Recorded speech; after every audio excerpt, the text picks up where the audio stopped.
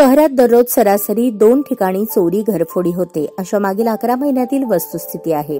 बंद घरांवर लक्ष ठेवून चोरटे अवघ्या काही मिनिटांमध्येच त्या ठिकाणी डाव टाकतात व दागिने रोकड घेऊन पसार होतात, असे पोलिसांकडील फिर्यादीतून स्पष्ट होते. या पार्श्वभूमीवर आता ज्या परिसरात चोरी घरफोडीचे प्रमाण अधिक आहे त्या प्रत्येक ठिकाणी QR कोड लावून रात्री नियमित आणि दिवसाही पोलीस गस्त घालणार आहेत.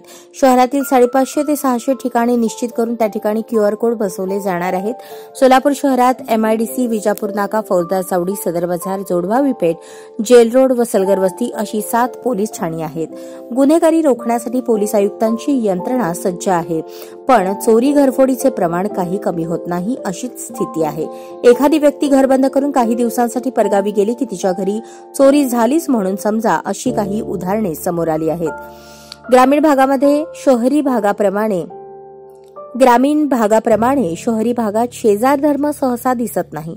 शेजारी रात्रीच्या वेळेस कुत्री जोरजोरात भुंकत असली तरी देखील अनेक जण कुत्री का भुंकत आहेत हे जाणून घेत नाहीत. नागरिकांनाही पोलिसांनी CCTV कॅमेरे बसवा, अपार्टमेंटमध्ये सुरक्षा रक्षक ठेवा, घरात विनाकारण मौल्यवान वस्तू, दागिने, पैसे ठेवू नका असे आवाहन करूनही त्याचे पालन केले जात नसल्याची वस्तुस्थिती आहे.